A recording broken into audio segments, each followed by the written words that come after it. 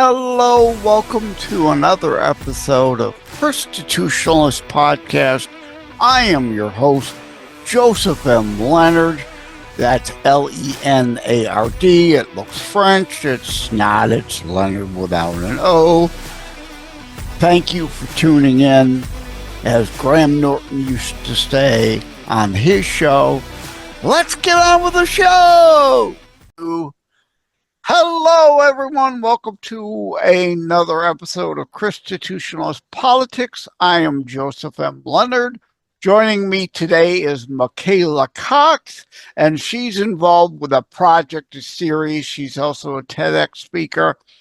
We the people are, ? But before we get to any of that, let's do the quintessential first question.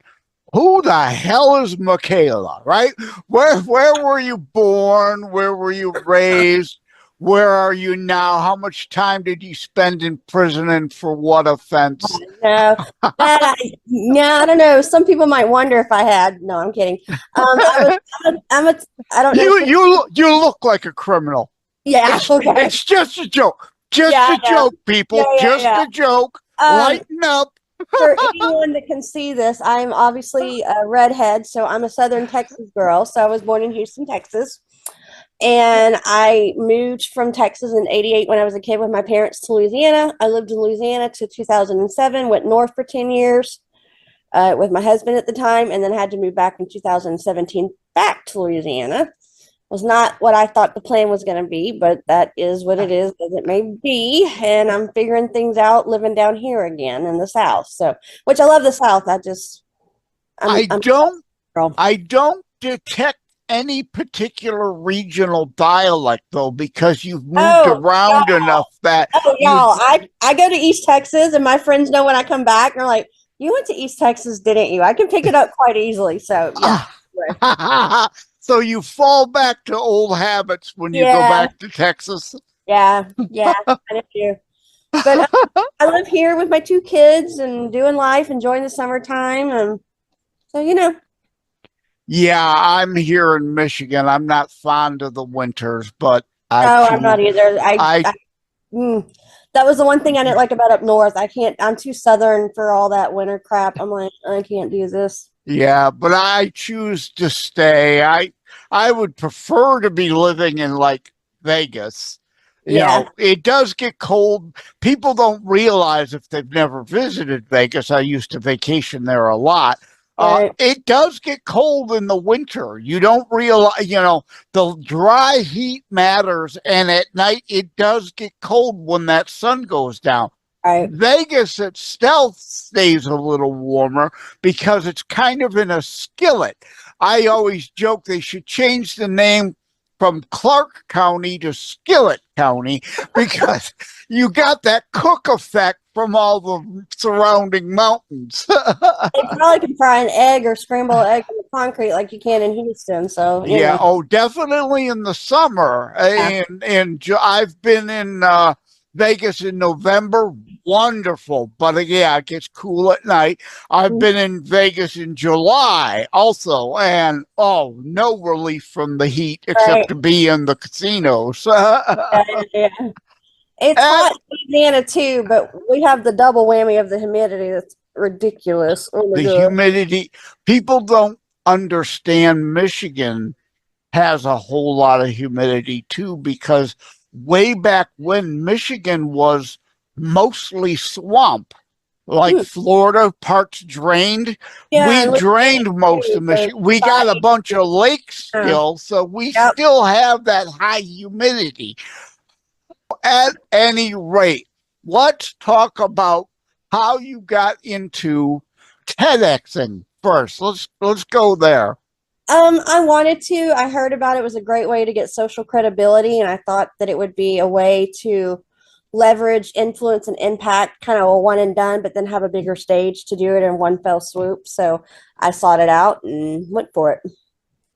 Yeah, it makes sense. I've not sought to do that. I'm a former IT guy. I could do IT TEDx's. Yeah. Also, as an author, one of my books is How to Write a Book and Get It Published, Hints, Tips, Yeah. and Techniques to Help Others Write. So I could do a TEDx on that, but I've never gotten around to looking into it. So where did this "we the people are" question come into being? Well, I'm an author and I have written 14 books and I'm writing one right now and many more to go in my 6 series that I'm building out, including probably 2 more series that'll be added to that. It's what I've always done. It's who I am. It's what I feel drawn to. I I've warned my mother when it comes to politics, she gets blamed for this and she knows it. So I'm not saying anything she hasn't heard. You're I grew, not talking behind her back. She I'm not. knows. Um, I grew up with a mom who watched C-SPAN and Capital Gain and back in the day, and listened to Crossfire and Pat Buchanan and who I forget all the guys were on it. I was a kid; I didn't pay attention back then. And I remember, Yeah, Alan Keyes, the left winger, and yeah, Pat Buchanan, the right wing. Right there, a show on CNN that actually used to have balance then, yeah, unlike I know, now. Yeah. right. And I remember being in Dallas, summer of '87, and she had to watch the hearings on the Oliver North Contra or whatever it was called, and we Iran Contra, yeah, yes. couldn't leave the house until she got her fill of the hearing. So, and then when Thomas Clarence was getting his Senate hearing confirmations, I grew up watching her, watching that. And I'm going to tell on myself a little bit. I was a little bit of an odd duck when I was about that same time, actually, probably '86, '87. I'd have to look it up in my book. We were living in Longview. It's a town, on to the east of Dallas on I-20. But um, I think there must have been a Supreme Court case going on that dealt with the scope of whether the right to burn the American flag fell within the scope of the First Amendment right of freedom of speech. Don't even get me started. And I was mad and ticked off, and I had something to say about it. And my mom said, "Well, write an editorial." So I wrote an editorial at 8. I mean, what, who in the hell kid does that? But apparently I do. So politics, apple doesn't fall very far from the tree.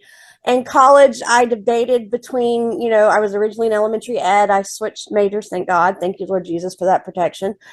From the stories that I respect teachers, don't get me wrong, but I hear my friends talk about their teachers. Wow. I'm like, yeah, that wasn't going to be for They're me. like in law enforcement, like in IT, like in anything, there's good apples, there's Oh, bad apples, right? and so I switched to liberal arts because the thought process was at the time in the education field that if you want to do secondary, you should get specialized in your content and then not worry about being taught how to taught. You just learn your material. So I went back and forth between history, English, poli-sci. I ended up dropping the poli-sci. So Actual core curricula, unlike yeah, right. today, right? Yeah, imagine Yeah, that. I call it the new core R's: Yeah, radicalism, raunch, and racism through CRT. Reading, writing, arithmetic, history, all the core R's are all out the window. They're yeah, peddling Colleen Hoover softcore porn instead of To Kill a yeah. Mockingbird to talk I about know. equality Yeah, and the Christian value of not bearing false witness, and all the moral stuff is out, all the immoral stuff is yeah. in. Yeah. So when I got my master's, I did political science and American government, and I felt like I wanted to write a series about it.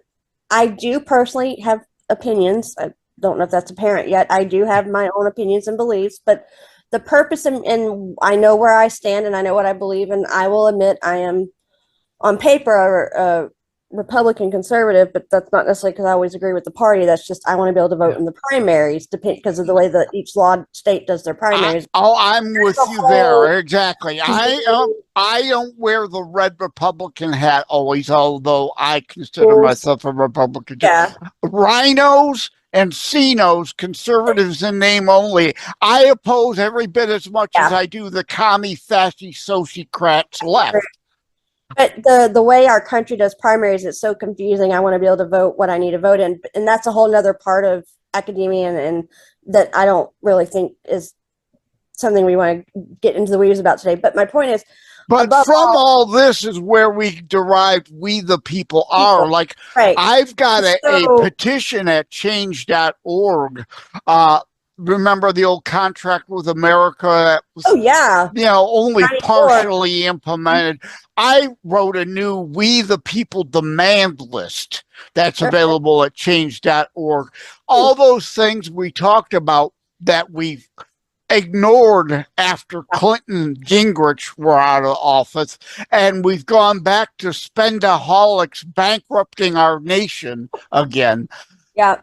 But so I'm a constitutionalist first and foremost. So the point is, I wanted to write a series explaining what we need to be paying attention to. I don't care whether someone agrees or disagrees with it. If you don't understand the Constitution and the fundamental 3-word expression that is the cornerstone and crux of that whole document and our way of life and our government, we the people, if you can't get that and understand the Constitution, then you don't understand what America is supposed to be about. You don't understand what we're supposed to be protecting and defending. And if we can't understand what we're supposed to protect and defend, then we don't know what we're supposed to be defending, and we will lose it because we don't The know what we're whole about. point of this show creation, Christitutionalist, biblical community, free will, charity, choice. We are Yes. to want to be our brother's keeper, Yes. not worldly bastardization, communism of biblical community where it's by force Yeah. and theft and at the barrel of the gun.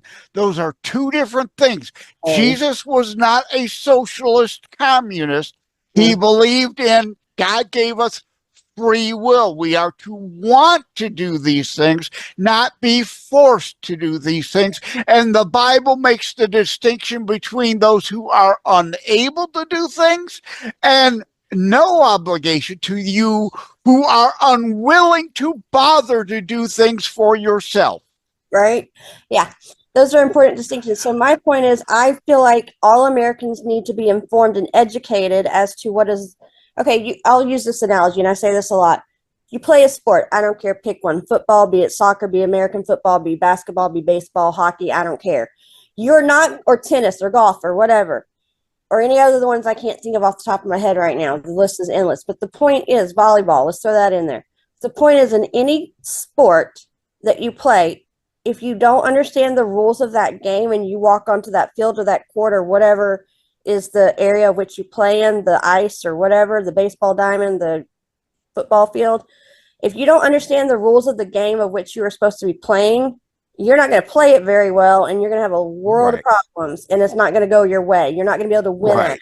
So, and also, while we're individuals and we try to excel as individuals, short of singles tennis and golf, most games are still a team sport, and you have to learn to work and cooperate together for a collective.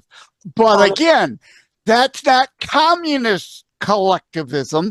That is personal, individual free will coming together collectively for the benefit of ourselves and others in free choice to do so, not forced to do so. I wanted to create a series that walk the individuals of our country that individually end up collectively creating the we the people, so that it's not an issue of whether you agree or not. It's an issue of you're informed and understand and educated on what this country is supposed to be, so that you can know how you are to contribute to the collective individually and collectively we the people, so we can preserve, maintain, defend, and protect what we are supposed to have. Like our founder said, right? Yeah, we all hang together or we all hang separately. We have to come together as we the people, or but again, by choice and focusing on things we can agree on. People didn't learn the lesson. That's why back to the core arts. They don't want to teach history in school.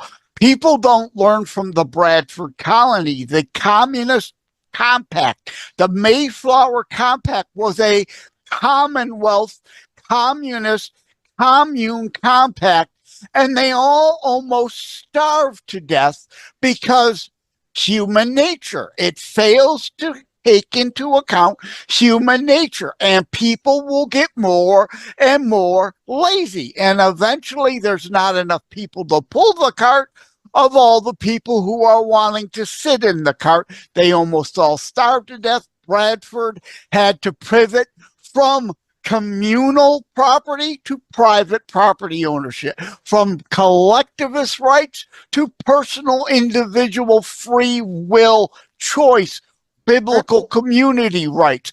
But we don't teach that. People know, oh, Mayflower Compact? Yeah. It's what America was founded on. No, it's failing is what we were founded on. What Bradford did after it failed is what we're founded on. So that's how we, the people, are. And I did the question mark so that people would think, okay, what is she going to tell us? What is she going to explain? Let's explore this, because we need to learn and have an understanding and a comprehension of what we need to understand. And even if you want to change the rules, whether you do or don't, you still have to understand the rules in order to know what you may choose to or not choose to the correct way, which is why our founding fathers were wise and smart enough to include, I believe it's Article 5. I get it flip-flop with 7, but I believe it's Article 5. You can look it up. If I messed it up, I apologize. Article 5, to provide the correct, very carefully, wisely, should not be done lightly or willy-nilly all the time, and to be thought through properly through the proper channels that are hard to do, because it shouldn't be changed every other day, a channel and process for doing so when needed. And so exactly. And the constitutional amendment was made hard for a reason, right? We are a republic, not a mobocracy, not an ineptocracy, not a kleptocracy like the left keeps trying to push on us. We are a republic to make it harder, as you said, so you can't just willy-nilly on a whim change everything overnight.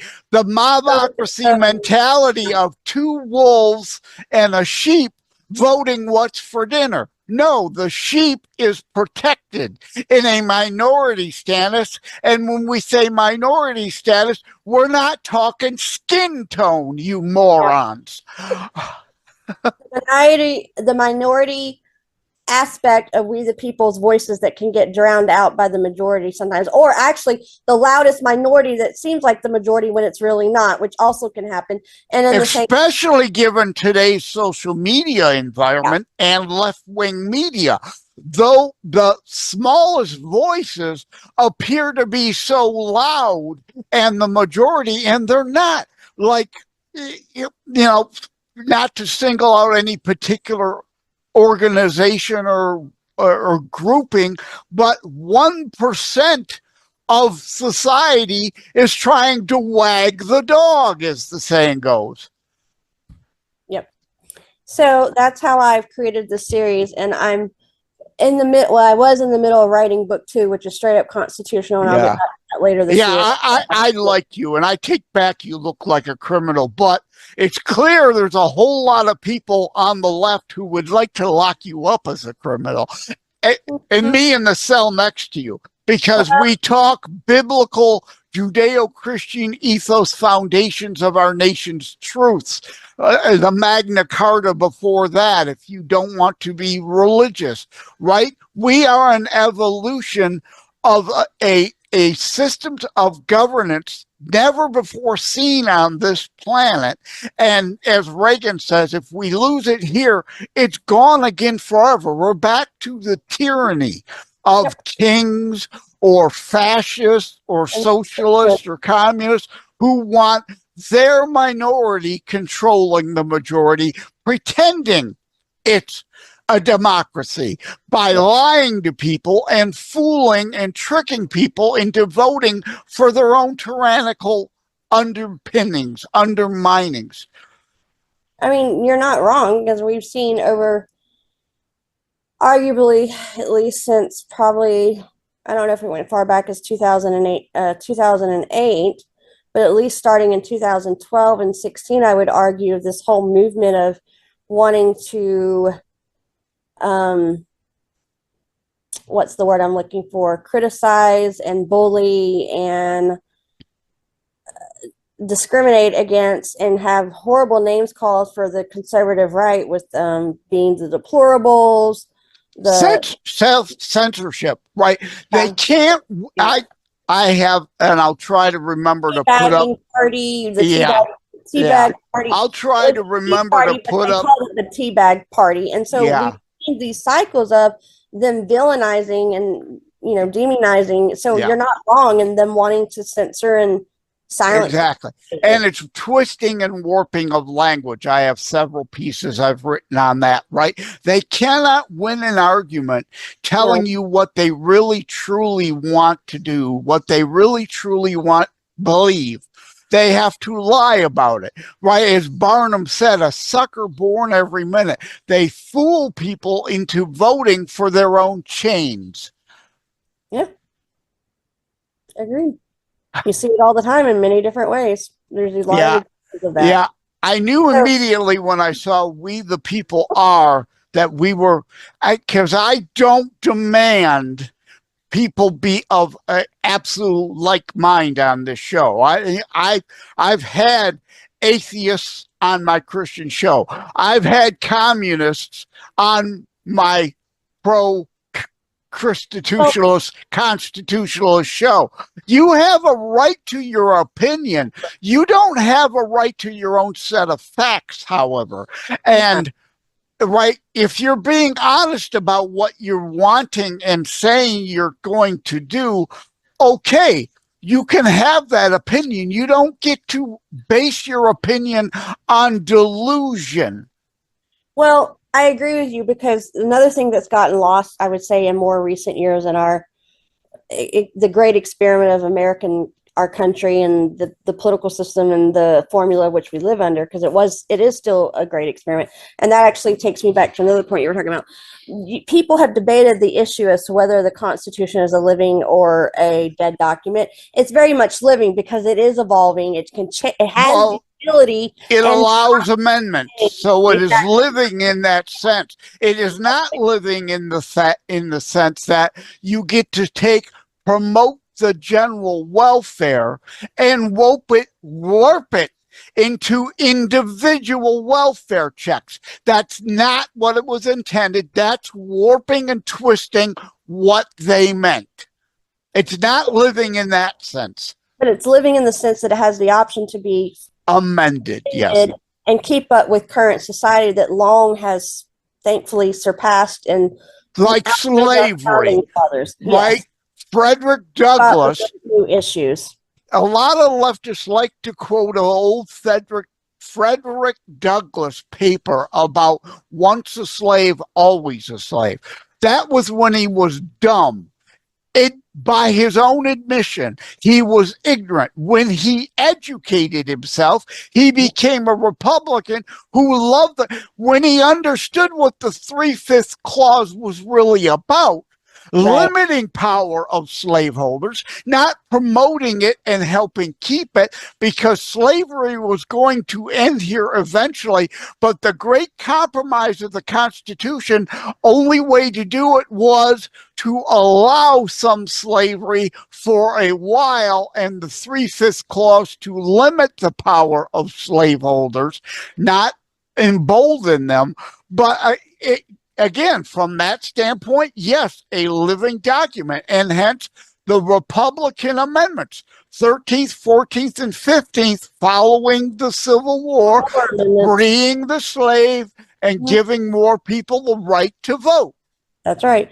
And I like that the fact that you do what you do, because, and this is going to be odd, maybe what I bring up next is part of the biggest thing that makes America great that we have often forgotten in current times in American and political debate is we are supposed to be a dialogue. We are supposed to be in a society that can share and talk about ideas, the back and forth in a banter or in a discussion forum. And so some of my favorite things, I don't know if anybody will remember this in the audience, so you having on different guests of opposing views, that's supposed to be what we do. That's how we came up with the agreements, the compromises, because we talked about the ideals. We hashed them out. We came up with solutions because we wanted to do the best solution, and that can only come from debate and discussion and discourse and dialogue and conversations, and have a forum for that. So but today's modern left wants to shut down speech, and that continual twisting and warping of language so they can lie about what their real intentions are. Make their agenda go through without much opposition or right.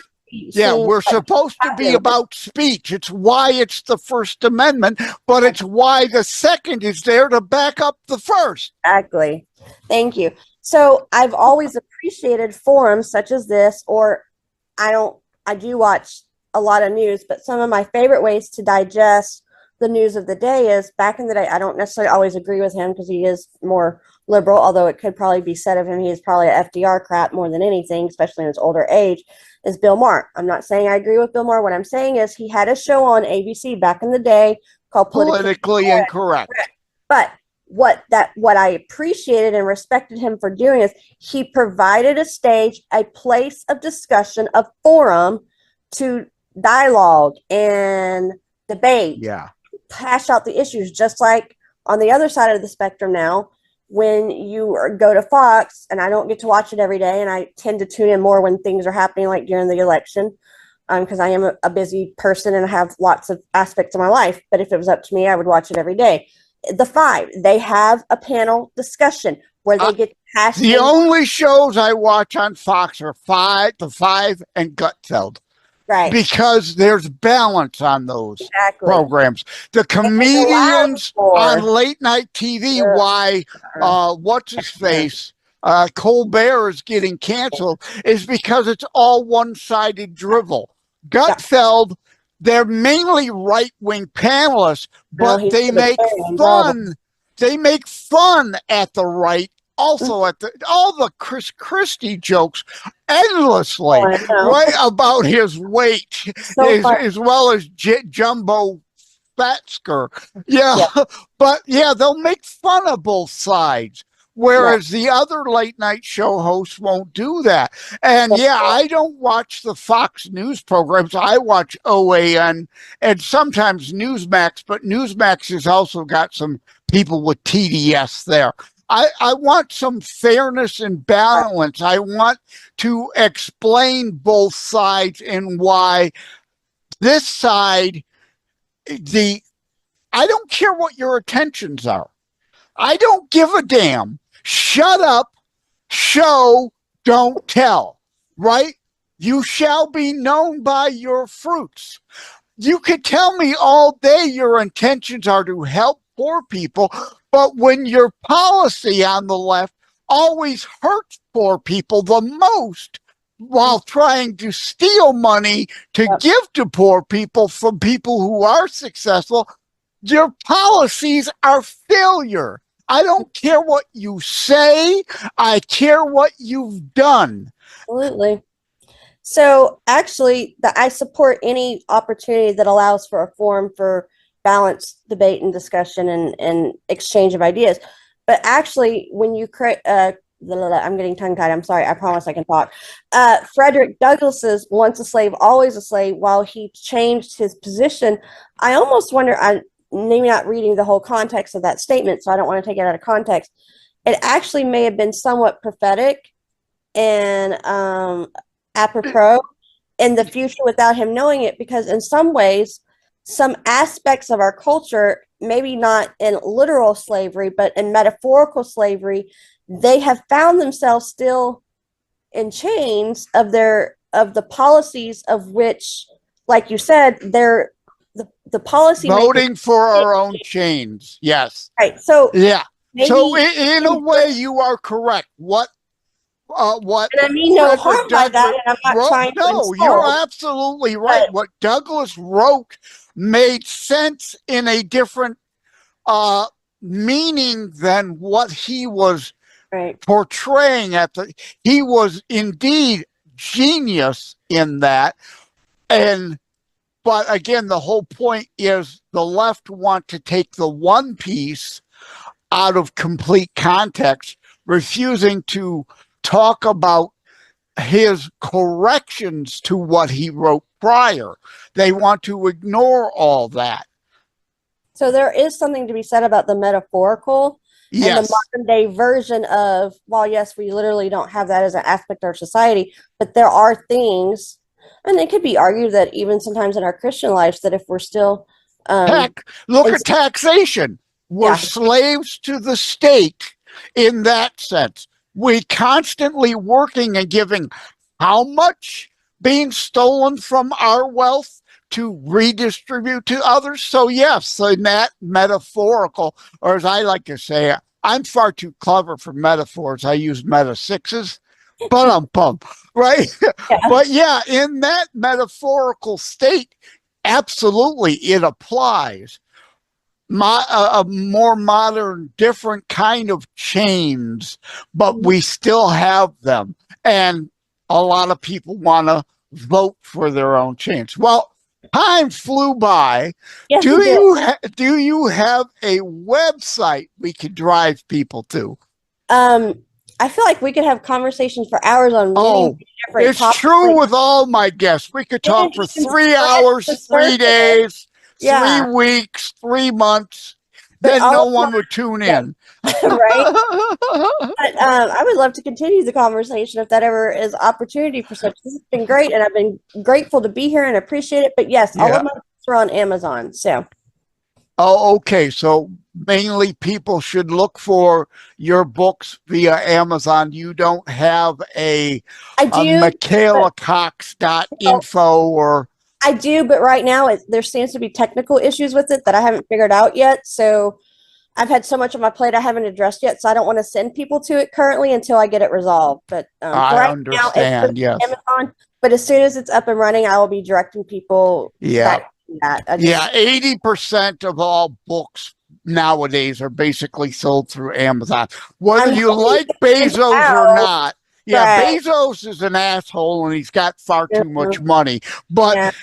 that's where most books are sold. That's where you got to have your books. I hope to expand into what's called in the publishing world expanded distribution outside of the Amazon bubble at some point, but I have to learn another website to do that I hope to be working on later this year. But right now, that's where it's at, and I'll keep doing the next thing and try and grow it. So anyway, Yeah. All right. Well, thank you, Michaela Cox. I didn't say your name enough. Of course, in the final version of the video, for those looking on BitChute, Brighteon, Daily Motion in France, Rumble, or YouTube, I do broadcast behind the scenes video on those 5 platforms. Your name will scroll on the bottom. And it's carried mostly, though, on 25 plus audio platforms. So when the show airs, I can't promise when it will. I will, of course, reach out so you could share it across your social media and all that. well, thank you so much for a delightful exchange of ideas. Yeah, it was a great discussion. I loved it. Yeah, we could go hours, but I Yes. call it today's Twitter attention span. Everybody wants the cliff notes, Yep. right? Just even though the headline 9 times out of 10 is misleading, if details matter, Yes. ninth paragraph in the story, they Hmm. basically tell you that headline was complete manure to Yep. mislead you because people won't read the details. Yep. Thank you again, Michaela Cox. Take care. God bless. Great. Bye bye. Like and subscribe to Constitutionalist Politics Podcast and share episodes. We need your help. Thank you for having tuned into another Constitutionalist Podcast show. I really appreciate that you stopped by. Again, please like, share, subscribe. We need you to help spread the Constitutionalist movement. Thank you again. Take care. God bless. Love you all.